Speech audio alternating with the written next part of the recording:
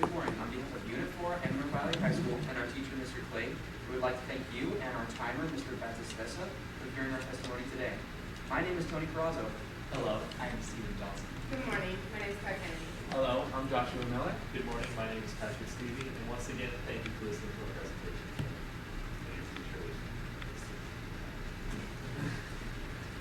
Ready? Yes. All right. Your question this morning is number 1.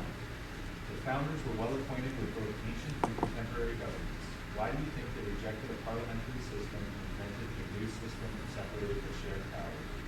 What are the major ways in which the U.S. Congress differs from the British Parliament? What do you think are the major advantages and disadvantages of the parliamentary system?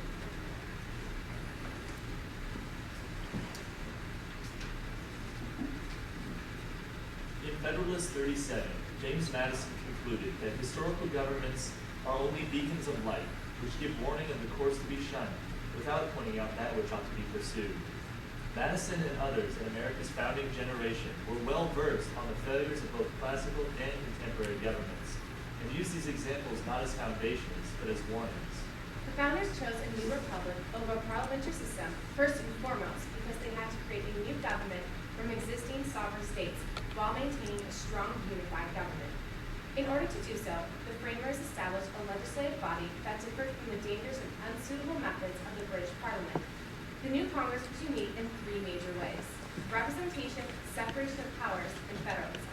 The ancient Roman Empire provided a prime example of the failures of a unitary government. Its territorial expansion was far too great to be controlled by a centralized government. By the time power was split between 2 administrative districts, the empire collapsed. This warned the founders that an all-powerful central government in such a large territory would inevitably fall. However, a loose confederation could be just as prone to failure as a strong republic. Madison expressed his discontent with the Articles of Confederation in his 1787 Vices of the Political System of the United States, in which he explains that in order to fix the problems of the weak national government, an extensive republic must be created. In the matter of representation, the founders formed a legislative branch that was drastically different from Parliament. A truly bicameral legislature with both houses elected was chosen as the new form of Congress. The lower house was designed to represent the people, and with 2-year terms provided for the popular will of the citizens. The upper house, with 6-year terms, was intended to represent the states and check mobocracy. Another key difference is the idea of separation of powers, which the founders drew from the Baron de Montesquieu's Spirit of the Laws in 1752. The founders strongly opposed the consolidation of power in one branch of government, like that of a parliamentary system, and created Congress to be one of 3 co-equal branches of government. This can be seen in the distribution of war powers in the United States government, which is divided between the Senate and the President, unlike in other countries. Third, federalism is the most influential difference between the 2 legislatures. In order to have the states agree to a new government, they had to maintain some sovereignty. James Madison compares this to the Swiss cantons in his 43rd Federalist essay, stating that mutual aid is frequently claimed and afforded between the regional and national government. This has become a fundamental theme in America's system of federalism. In spite of these issues, there are nonetheless advantages to a parliamentary system. Parliamentary systems typically have more political parties, which allows for a larger marketplace of ideas to be heard and possibly represented. Another advantage is that the Prime Minister is directly accountable to Parliament and can be removed at any time through a vote of no confidence. The close connection between the legislative and executive in a parliamentary system can also be its biggest disadvantage. With the majority party in power in a unitary government, the minority voice is suppressed. Another disadvantage is that the legislators have limited power to initiate and amend change because the Prime Minister and his cabinet set the legislative agenda and initiate all legislation regarding budgeting and taxation. This has led to the current conflict in Canada's Parliament.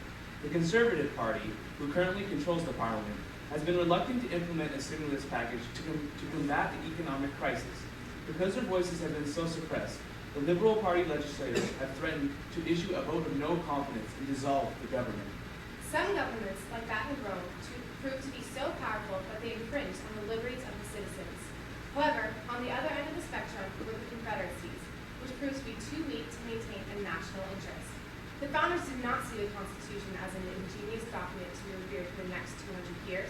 They saw it as a last resort. Thank you.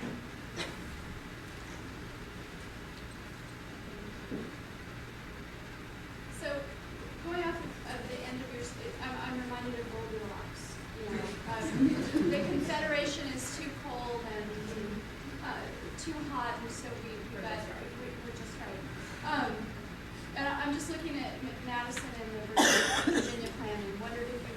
or was it that simple that there was this mass rejection of one and a mass rejection of another and this creation of something entirely new?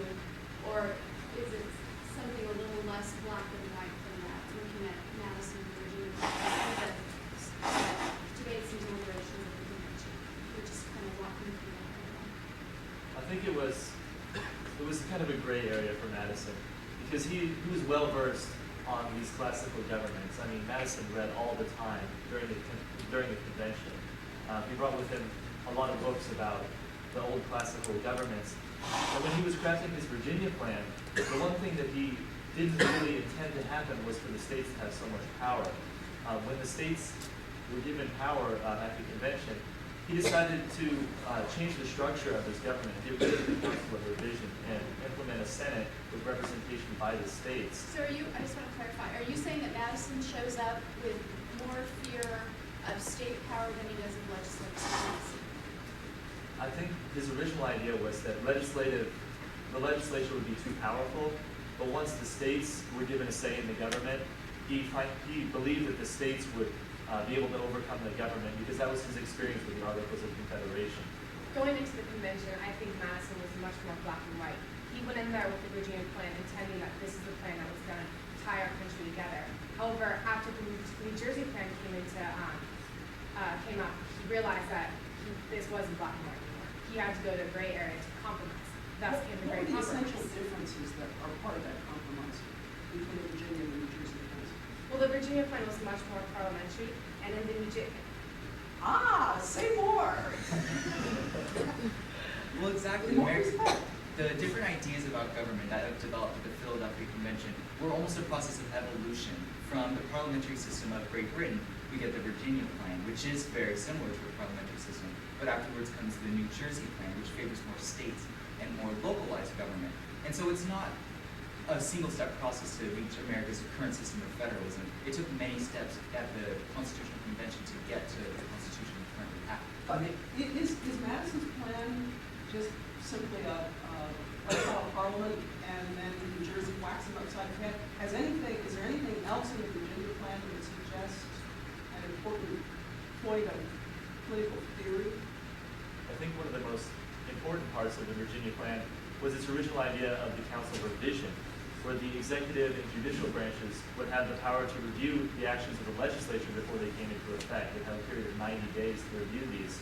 And I think that was born out of Madison's fear of a parliamentary system that would be able to pass legislation without really having any sort of check on it. I would argue maybe just the opposite, and I want to hear you push back. I thought a council of revision is essentially exactly a parliamentary system, two branches coordinating rather than a separation of powers system. But see, I believe that it's the judicial and the executive branch that unite against the popularly elected legislative, because the judicial are the keepers of the law, and the executive is the enforcer of the law. But while the legislature can merely write these laws, it's not really responsible as to how they're implemented. That's really the responsibility of the executive and the judicial. Who picks the judicial and executive under the Virginia plan? Under the Virginia plan, it's elected by the legislature. Wow. Sounds like parliament to me. You don't- The major issue with the Virginia plan when forming the new Constitution was the existence of all these separate different states in the colonies at the time of the separation from Great Britain. They couldn't. Madison envisioned a new nation that did not include states. It was a legislative supremacy, and he did not believe in the power of state individuality. He wanted a complete unitary system under a legislative supremacy. And the reason why the Virginia plan didn't work, and the reason why they had to have a great compromise with the New Jersey plan, was because they had to take all these states into consideration when forming their new government.